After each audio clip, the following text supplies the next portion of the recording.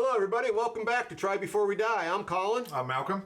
This is the Whiskey Review Show where we have our own twist on things because all we're doing is letting the magic box tell us what bottle we're opening. Whether you could buy it in a store today or it's been discontinued and just not available anymore. Yep, just straight up conversations about Scotch in my good friend's bar. Yep. Press a button, get a number, off the races. Unscripted, unprepared. You ready? Yep. All right, let's go. What are we drinking today?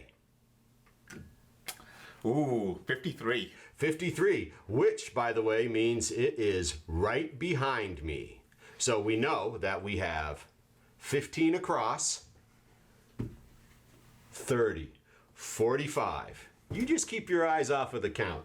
15, 30, 45, 46, 47, 48, 49, 50, 1, 2, 3. Right, I've done that right? 45, 53. It is a Highland. The crew is all nervous, like, are we pulling a rare Macallan? We are not. We are pulling a Highland. The crew is disappointed, but they're not going to be totally disappointed. We are pulling a Highland from one of my favorite distilleries, a Glenmorangie. Just like the back of Malcolm's shirt, Morangie. This is from their Legends series. This is a full 1 liter bottle, which means this was a duty-free purchase. This is the Tayne, Tayne, only available at the duty-free markets, part of their Legends series. I don't know a whole lot about it. Oh! All right, Malcolm, here's a quick quiz for you. Yep. Edgar Allan Poe, if we were getting bricked up in the cellar behind the wall, we would be the cask of... I don't know. Amontillado. So this is Amontillado Sherry cask finish. So this is exciting because we've had lots of Pedro Jimenez and other sherry finishes, but I believe this is the first Amontillado. So this is the Glenmorangie, the Tayne, bottled at 43% ABV. Anything about Glenmorangie? We won't find the Tayne in the book, but anything about Glenmorangie? Still the biggest selling malt whiskey in Scotland. Madeira, port, French wines, most recently introduced to American oak. However, I am going to throw this your way because I want you to see it. Second from the bottom on the right-hand side page. Oh, so that's the Tayne. That's the wine, though, right? Rhone wine, yeah. Right. So that is a different finish. That's from 95 at 43. So we're going to have a sherry cask finish, Amontillado, from the Legends. As I open this, I would just like to point out to everybody that recently I went to the eye doctor. You know what they told me? You need glasses, and I don't. Which was stunning to me. But it turns out that I have an astigmatism, which is to my benefit the way my cornea is bent, and that I actually have, my vision is fine. That's good. It's the lighting. That's something. All right, here we go. That had a little freshness to it. Lively. Okay.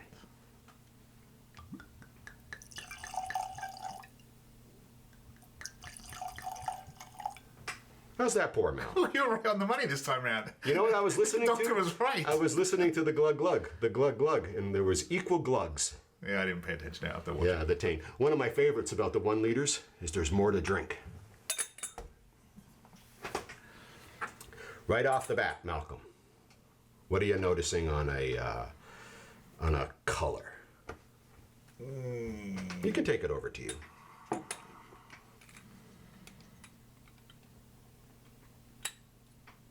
I know where I am. Light amber. Light amber. I agree. Now, Glenmorangie is located actually relatively close to the, how does this work? West, to the eastern coast of Scotland.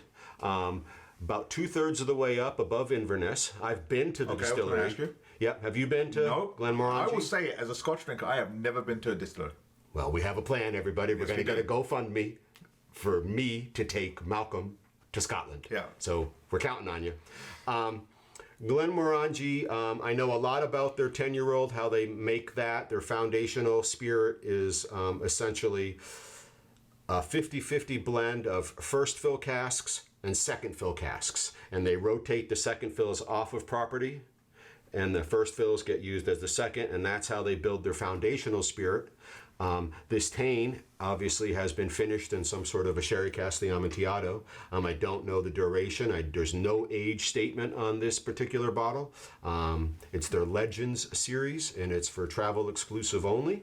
Okay, I was getting that. So I was wondering why the bottle was so big. Yeah. A liter. A liter. Of cola? Of booze. Oh, booze. It comes in liters? Yeah. Yeah. It's exciting. So we have a light amber. We're in full agreement there. Yes. Anything you'd like to quiz me on while we just let it breathe for another second before we nose regarding Glenmorangie? Anything I might know about the distillery? Okay, about the distillery. How big is it? It's huge. It's vast. Would you consider it one of the Did biggest? you get the Easter egg I just put in there? Monty Python, everybody. Would you consider it one of the biggest? Well, as you noted, it is the most popular is a funny word.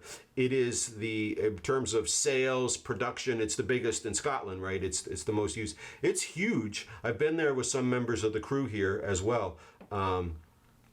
And again, I don't believe, and I may be wrong, and I'll do a little research on this, I don't believe they age, I don't think all their casking warehouses are all on property. They may have other facilities where they store their casks, but it is huge. And what's really nice is, again, in that classic European, Scottish atmosphere, it's these huge stone buildings. Okay, I was going to ask you, like modern buildings, because I always think of distillery and think old. Right. It's going to be old, something Yeah. that's been around for a while. Yep.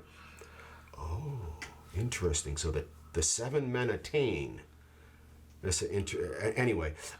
Yes, it has that old European castle keep kind of appearance. Yep. I mean, the building blocks are like this, right? Yeah, right. Big and huge. I remember they actually opened up one of the wash bins or the stills, and I had my glasses on my head, and they were like, "Take your glasses off because people have lost them in here because the smell is so potent." And they opened it up, and I leaned in, and it was just like, whoo, just amazing experience. But why don't we have our own version of that experience and pull these lids and see what we're nosing? We're agreeing on the light amber. We're expecting something sweet with the sherry finish, but here we go. Oh, for sure a sherry finish, for sure. Go easy. Yes.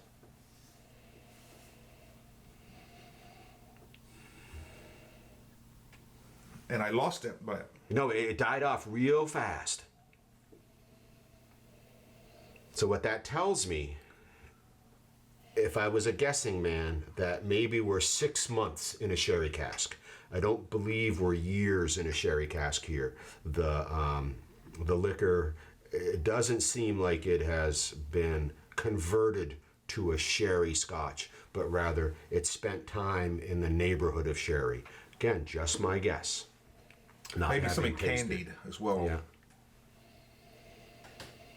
Not uncommon. It's easy to go down this butterscotch alley. It's easy to start to wonder if you're noticing some notes of chocolate, but right off the bat, the sherry was so present. Yes. Yep. The initial burst, it's unmistakable. I feel like this bottle's been in the bar for 5 or 6 years. I think this may have come from, and I may be wrong, either me or Bob Noxious. Bobby usually does the European trips for you. Yeah. But there's been a number that are here that I've brought back as well. But Bobby, if this is from you, you're still Bob Very Noxious. pleasant smell. It is. I'm excited to taste it. Are you ready? Yep. All right, let's see what we got. The Glenmorangie Tayne, Legend Series, duty-free only, 43% ABV, Amontillado Sherry Cask.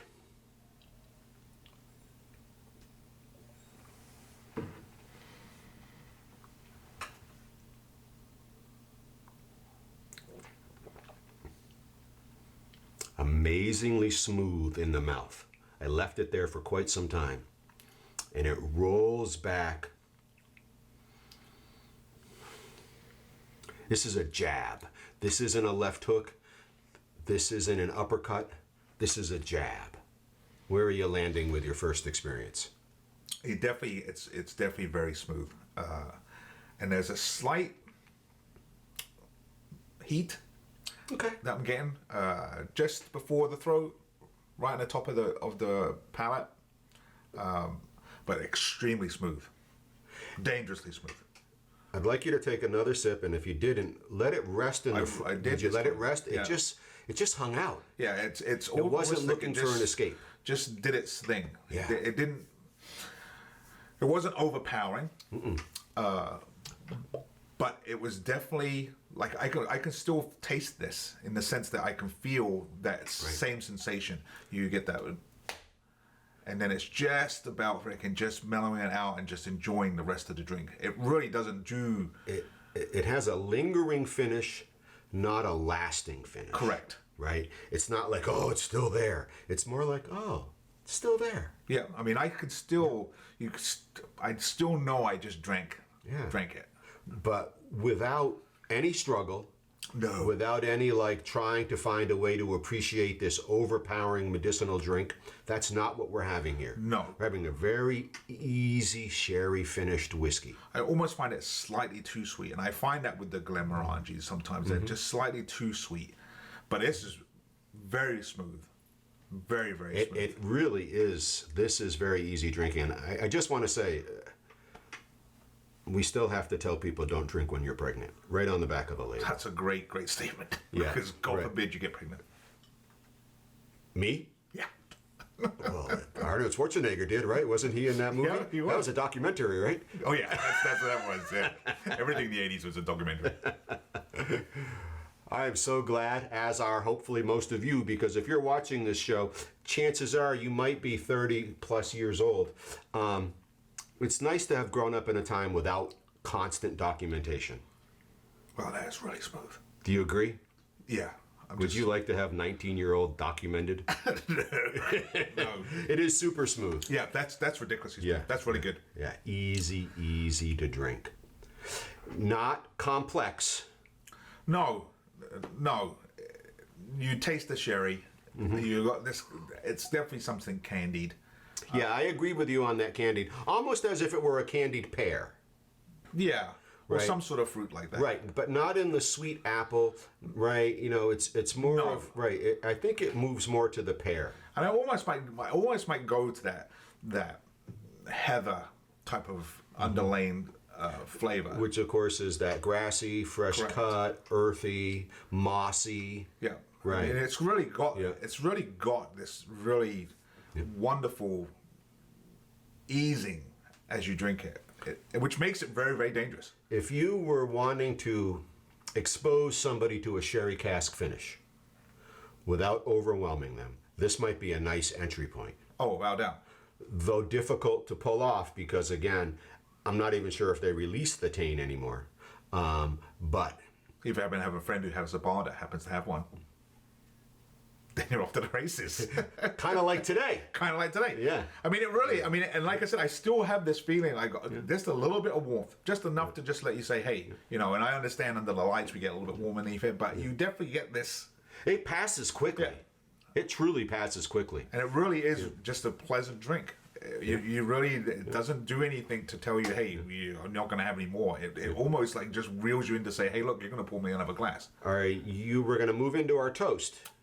But are you feeling like you want to put any water in this? Because I'm feeling like I don't. I feel like it's smooth enough, and I don't want to take away from any of the finish that's already present. I mean, I don't think it really needs anything. Yeah. Other than this is a pairing with setting. Now, as we move into our toast, quickly, we do have some Wisconsin cheddar, and we do have some actual chocolate that's been infused with either a Macallan or a Talisker. And we're not sure which is which.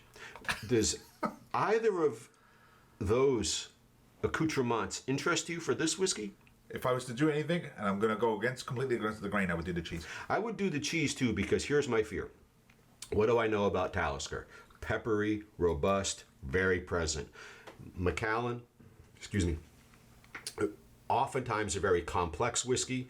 And what I don't want to do is take away from this whiskey experience. So I would agree with you on a small piece of this Wisconsin cheddar. Correct. All right, let's just do that. I'll do this. Not quite room temperature, but we're getting there. So different than the Vermont cheddar. Can you tell right away? Mm-hmm. And from that Australian cheddar that I love. Wow, what a much different cheese. Now, this is a no-age statement cheddar. They claim it's been aged. That's creamy. Yeah, okay. That's like a yin and yang. It sort of just rounds off that sweetness and tones it down to make it even more enjoyable. It doesn't take anything away from the whiskey. No. And if it is this candied pear, apples and cheese, pears and cheese are great matches. That's good. That's the way, I agree with you. That was the thing to do. All right. I think we both enjoyed this Glenmorangie Tayne. This is really good. Right. Perhaps not even available anymore. Let's see. The crew has let us know they are prepared with a toast tonight. Let's see what they have for us. I can agree with that. Remember? Yeah. May we be who our dogs think we are. We can do better. We can do better. Cheers. Cheers, mate.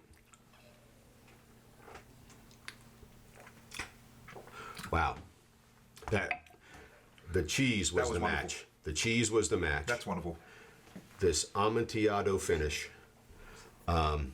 is absolutely what we want. There's a lot of small words here, and I'll look into that later. Oh, says the guy with the good eyesight. Well, listen. Is your glass empty? Of course it is. Want a little bit more? Yeah, take some. That cheese, but like I said, what that cheese did was it took that sweetness and turned it down just a little bit enough to make it thoroughly enjoyable. Yeah. And it really gave you something. And it's clear to me, in my opinion, that this sherry finish is foundationally built upon the Glenmorangie original. Unmistakable. Yeah. Which is why I say when you said it, you'll find them sometimes a little bit too sweet because it's like it's one of their trademarks. Yeah. You know, they just seem to just have this little bit. It's a quality drink. It's a very quality. Yeah.